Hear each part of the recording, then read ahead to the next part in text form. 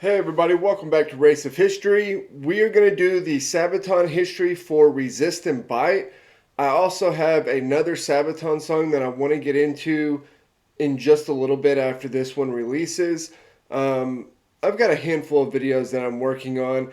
I did the Medal of Honor yesterday and the Swedish Special Forces the day before, so if you haven't seen those videos, go check them out.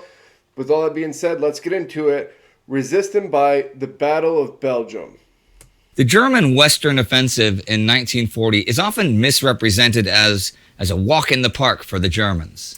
Our song Resist and Bite proved that it wasn't.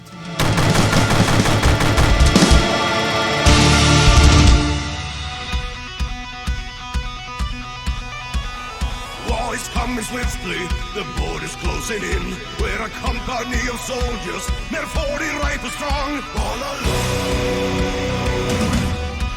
stand alone. It was called the Phony War, and I suppose with some good reason.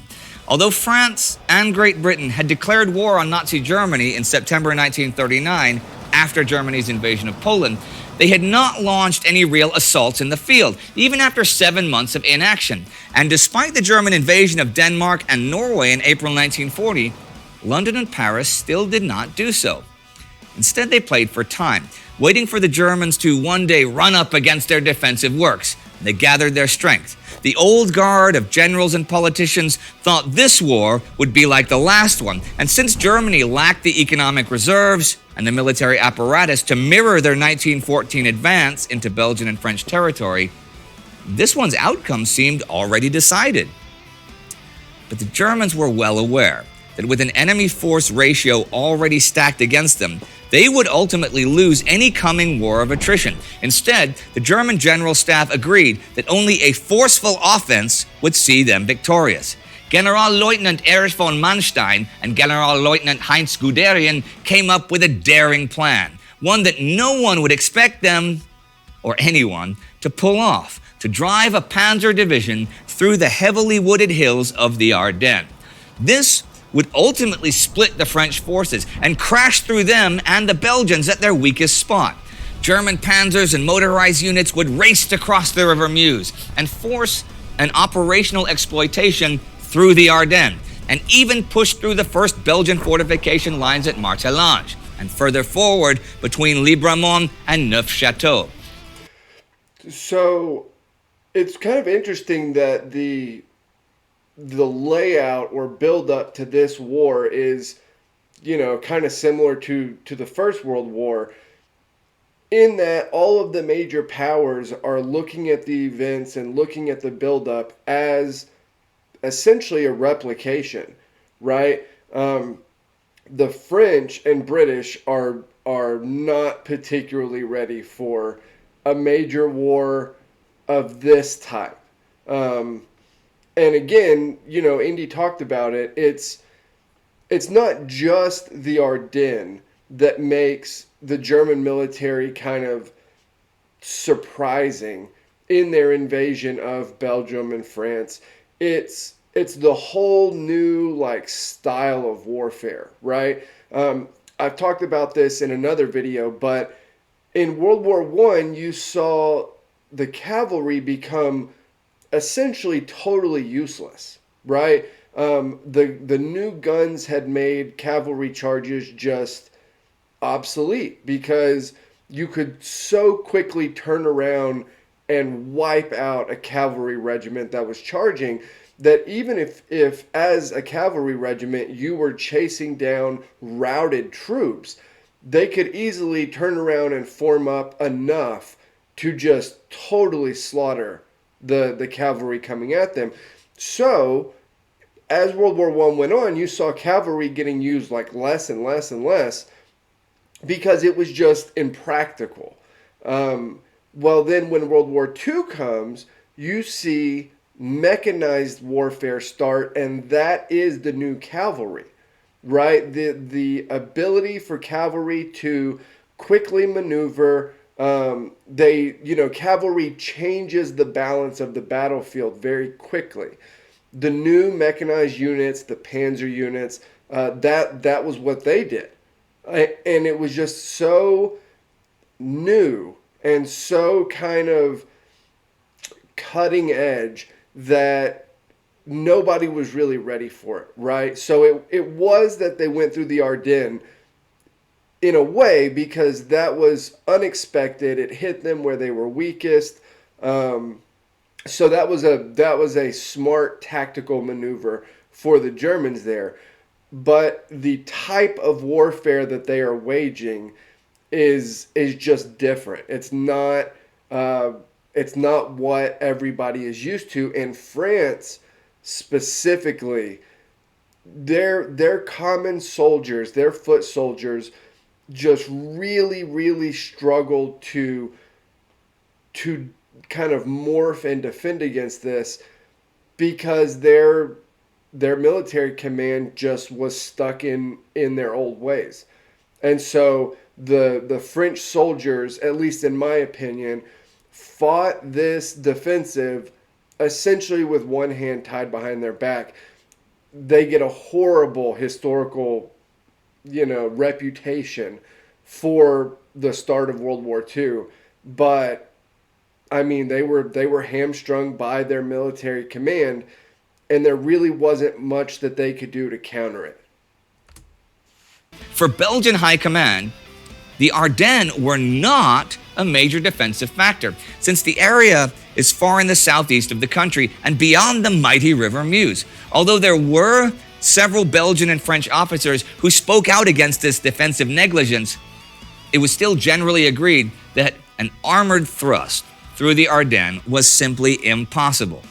Well, okay, not impossible, but tanks cannot go through the forest and must remain on the few roads. They would be sitting ducks, so the Germans would never do that. Instead, the Belgian military formed their defensive plans from their experiences in the Great War.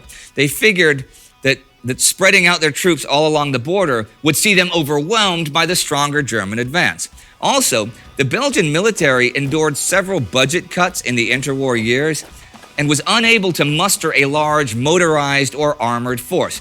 So they planned to concentrate the main mass of Belgian troops in redoubts in the northwestern part of the country, and another force between Liège and Namur, and wait for the Allies to come to their help.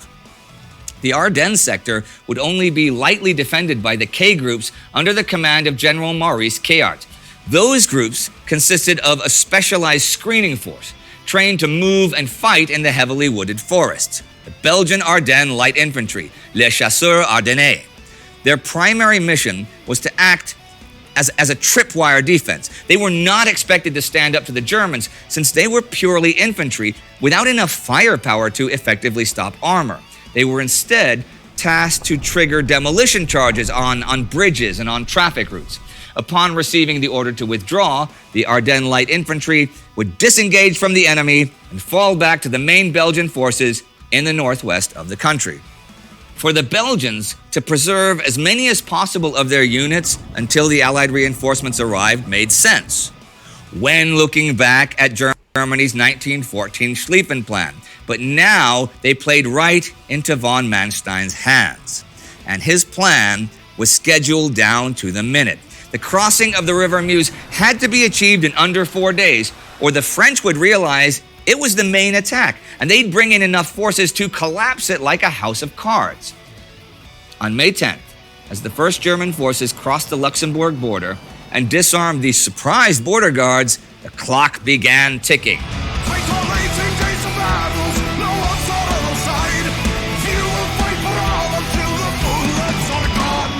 Not even 3 hours later, the first reconnaissance units of the 1st German Panzer Division were rapidly pushing over the River Our and were closing in on Martellange behind the Belgian border. Armored reconnaissance cars and motorcycle companies were putting the pedal to the metal, trying to secure bridges and traffic hubs. But when they reached the outskirts of Martellange, the bridges were already destroyed, and they came under small arms fire from nearby defenders, small groups of the Chasseurs Ardennais, firing from well-camouflaged positions. Scouting ahead, the Germans spotted fortified pillboxes, tank barriers, and other obstacles, aimed at delaying the main German force, while at least one powerful Belgian T-13, which would have made short work of the armored cars, was patrolling nearby. hard pressed for every minute, and with little choice left, the German commander ordered the motorcycle companies to dismount and take the Belgian positions on a hill overlooking Martellange. Armed only with machine guns, the men charged in a suicidal front. See, and this is what the Belgians did well in World War One too. They put the Germans in a position to have to make kind of very quick and very dangerous and really reckless decisions by just kind of the way they had set stuff up, right? In World War One, it was the I'm blanking. The huge forts. I'm blanking on their names, but it's the huge forts, right? And they basically, the Germans just have to run up and attack it, and they're getting just way late as they try to do it. And then here, this isn't some like major fortification. It's not something that the Germans can't take. It's just that you put them in a spot where they either have to very slowly kind of get through this spot, or they have to do something dangerous and reckless. And I feel like this is just what the Belgians did really well in both of the world wars.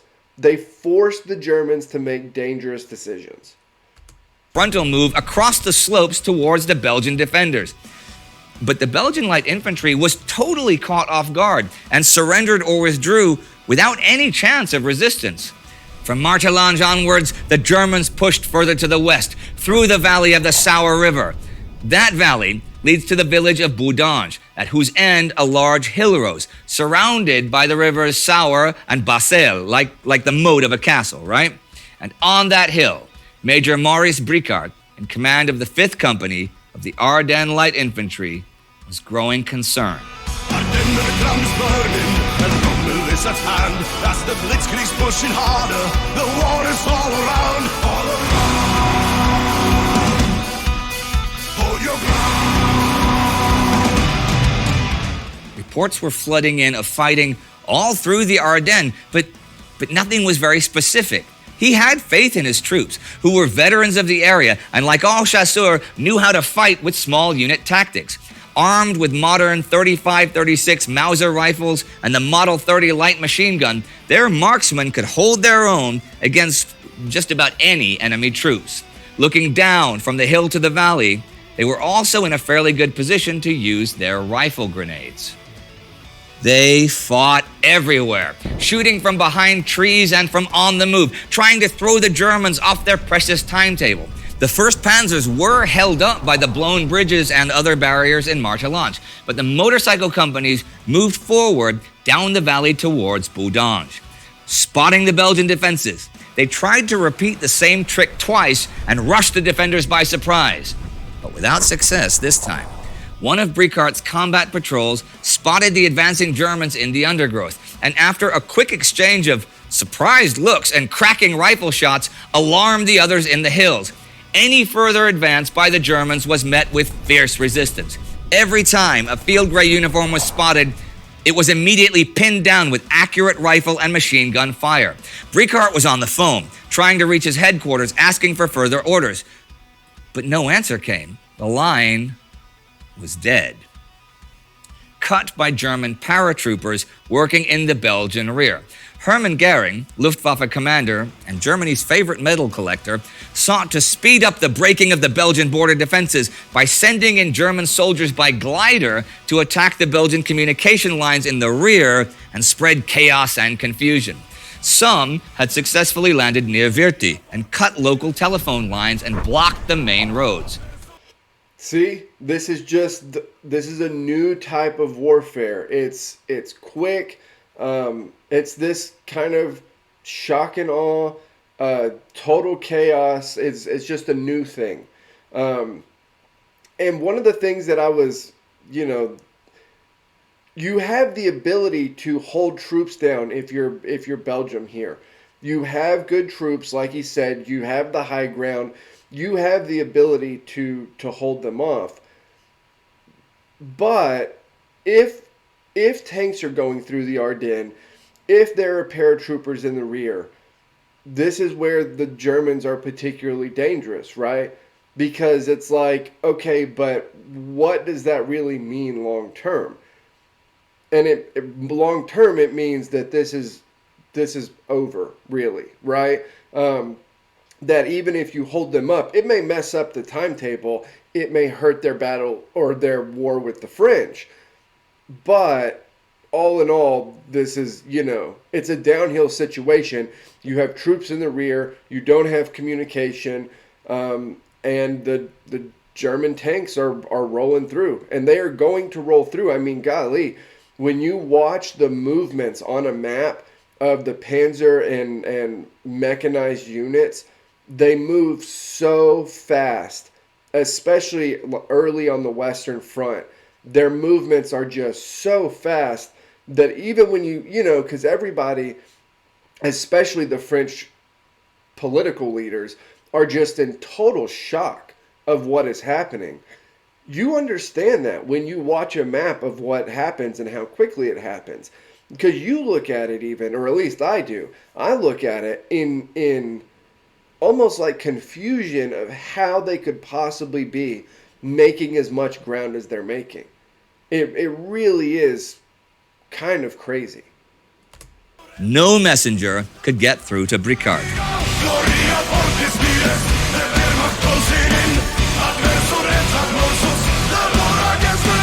But according to plan, the Ardennes Light Infantry was retreating all along the border. Their headquarters in Neufchâteau sent out orders to disengage immediately. Those orders did not reach Bricard. Unaware of what was going on in his rear, Bricard's 5th Company held on to their last order: hold the border. True to their credo, resist et mort, they would resist and bite like the boars they were. All afternoon, the men of the 5th Company held out in their trenches and pillboxes, firing rifles and machine guns into the German attackers, who were forced to withdraw time and again. And the Belgian defenders were hitting the Germans where it hurt them the most. They were messing with their timetable. Shooting with extraordinary precision, they made the Germans pay dearly for every approach. But they didn't even have anything heavier than grenade launchers. The Germans realized that Bodange was impossible to take with infantry alone. The pioneers were frantically working on restoring the bridges and bringing in artillery. First, the 3.7 centimeter anti-tank guns and 7.5 centimeter light infantry guns fired on the Bodange positions, but were unable to penetrate the heavy Ardennes blockhouses. The Belgians were just too well dug in. German radio operators called in heavier fire from a field howitzer battery from nearby Varnac. The shelling increased, and the shrapnel caused many bleeding wounds among the defenders, but still, they held. And this is something that was learned in the Great War, right? That it doesn't matter how big the barrage is, there are going to be defenders that are shooting when it stops, right? I mean, seriously, how many times did they learn that lesson in World War I, where the barrage got bigger and bigger, the guns got bigger, the shells got more deadly, and when it was over and they launched their offensive, they were met with machine gun and rifle fire. Like there's going to be people left to shoot at you. Only in the late afternoon, as 4 of the mighty 88mm guns were unleashed against the hill, did the Belgian defenses crumble. Still, in bitter house-to-house fighting, the Belgians fought on until they were finally forced to surrender. Bodange was taken around 7 p.m., 6 hours after the first shots were exchanged. In truth, the heroic stand of the Chasseurs Ardennais was not planned, nor was it even requested by high command. It was the result of a total communication breakdown caused by the German interference. And in a way, the German glider infantry attack had simply the opposite effect it was supposed to have. Had Bricard's men received the order to retreat, they would have disengaged long before the Germans could have reached Bodange. But the Chasseurs had stood true to their orders and held the border as long as they could.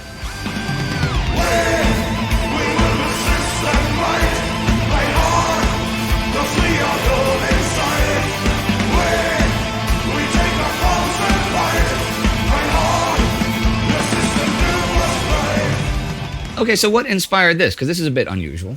It's quite unusual, and it's a story we rarely had heard anything about. I mean, Yeah. it was a fan actually in Belgium who gave us the story in a Flemish document. Okay, and do you speak or read Flemish? Not a single word. Okay. So it became a bit complicated, and the person translated it for us, like, sort of, so that we could understand the story.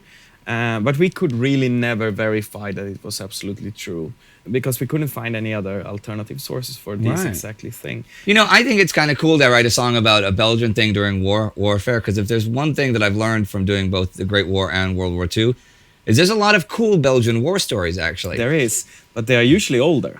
That's true. That is true. But there in the Great War, one of my favorite stories was the Belgian Armored Car Division.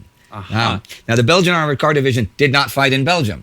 Now, when they were invaded and stuff, these were volunteers that went to fight with Russia on the Eastern Front in like 1914, 15, 16. And now Belgium was still neutral.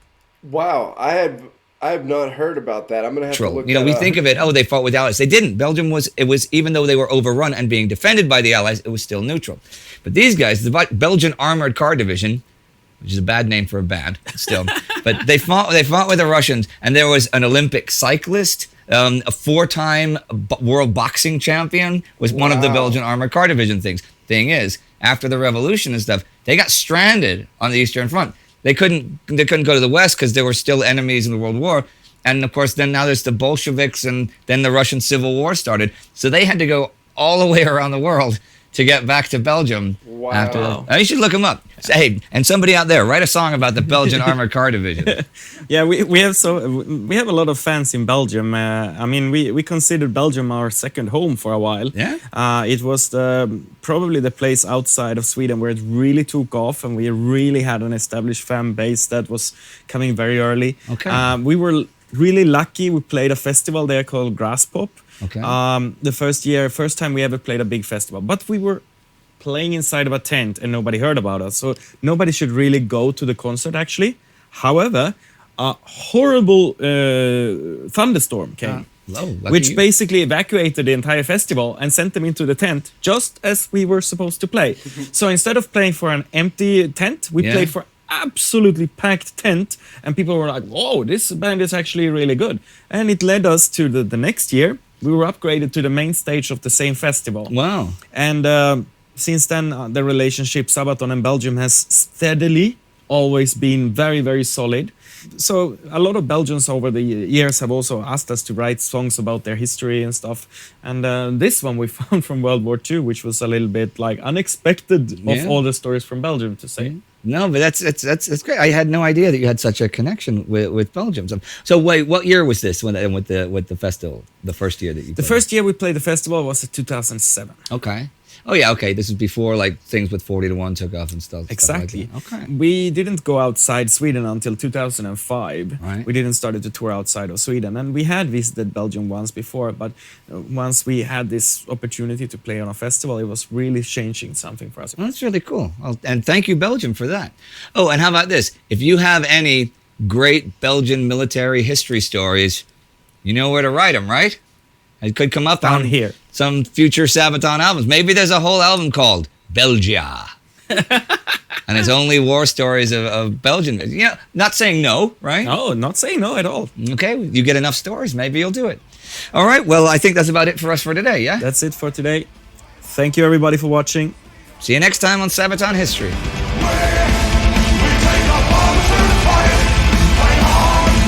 The system do us right.